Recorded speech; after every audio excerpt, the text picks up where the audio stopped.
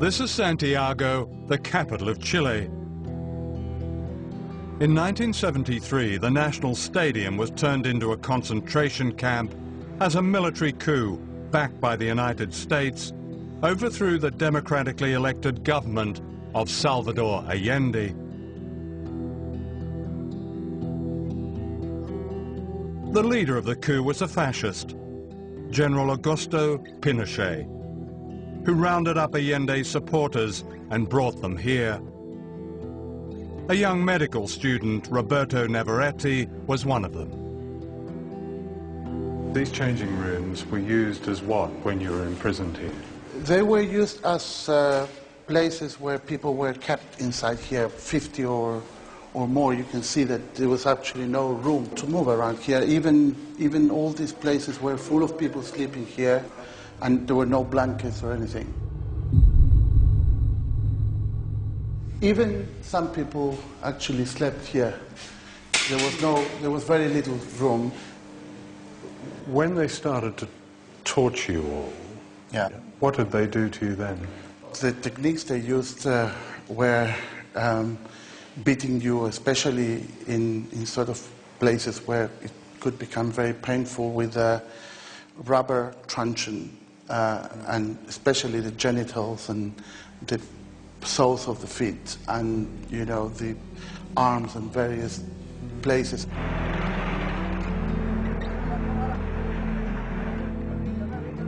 Over 2,000 people were confined here, many of them never to be seen again. Victor Jara was Chile's greatest balladeer.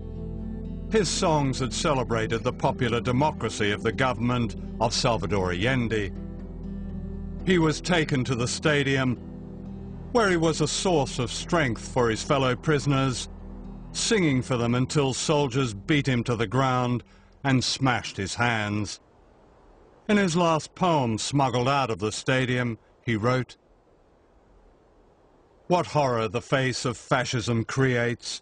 They carry out their plans with knife-like precision. For them, blood equals medals. How hard it is to sing when I must sing of horror, in which silence and screams are the end of my song." After 2 days, they killed him. How old were you? I was 18. 18? Yeah. Oh. Does the fear that you experienced then, is that something that imprints itself on the rest of your life? Yes, but we felt it was part of what we were trying to build in this country. What they were trying to build was a just, equitable democracy that took control of Chile's economy from the United States and its proxies. For the invisible people of Latin America, Chile under Allende became an inspiration. In Washington, President Nixon secretly plotted to destroy the Chilean economy. "We're going to make the economy scream," said Nixon. In Santiago, General Pinochet, America's man, sent in his British-made bombers against the presidential palace. It was September the 11th, 1973, a date that held an infamy and irony 28 years later. My wife and our children were at the house, and they had a marvelous view of these planes winging over and then dipping down and sending their bombs into the Moneda. From inside the palace, Allende refused to leave, true to his promise not to surrender the government for which the ordinary people of Chile had voted. He broadcast this last message, then he shot himself.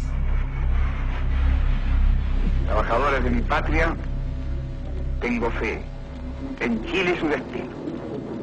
Sigan ustedes sabiendo que mucho más temprano que tarde, de nuevo, abrirán las grandes alamedas por donde pase el hombre libre para construir una sociedad mejor.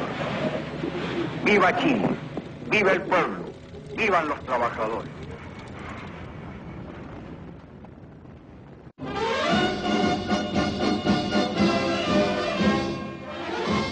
With General Pinochet in power, Washington again denied it had destroyed another democracy. We had no contact with any of the people that carried out the military coup, and therefore the coup that overthrew Allende was done without contact with the United States.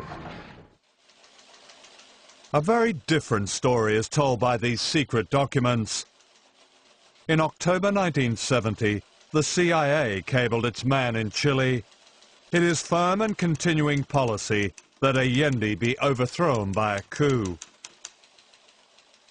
When that happened 3 years later, a US official cabled back to Washington. Chile's coup d'etat was close to perfect. Fascism is a word that's often misused, but you've experienced it, the real thing. Yes, I think so. I think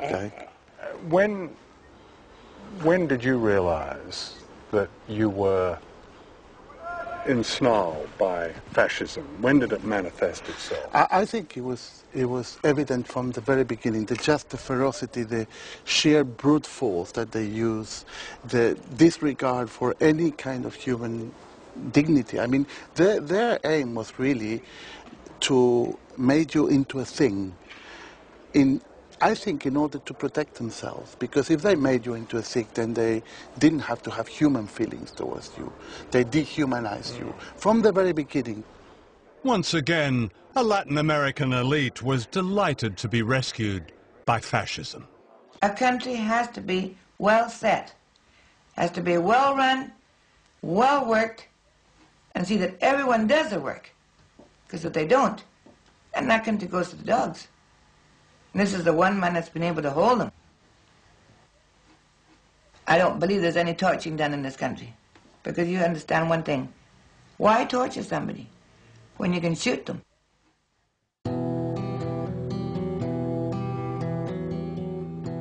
This is where they tortured and killed them. Villa Grimaldi was once a palatial home in a suburb of Santiago. Under Pinochet, it became a place of horror. Today, it's a memorial to its many victims. Sarah DeWitt, then a student activist, was a survivor.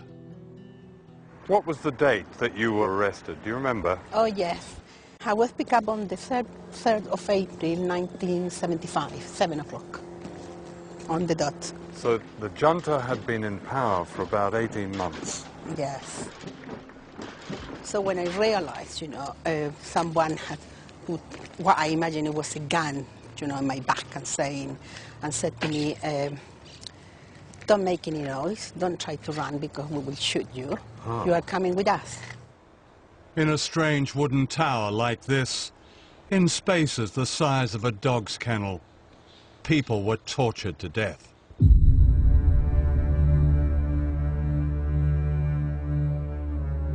They took me to this room. They were punching me, hitting me, grabbing my nipples, telling me that I was a whore. So they asked me to take off my clothes, and they tied me up. And then they started giving me electricity. Now, the electricity was all the time inside my vagina, in my breast, and then it was going round, round my body, my legs, my arms. And well, they did that, they would stop asking me questions, and then touching me everywhere, and shouting, abusing, and then they would go, they continue with electricity.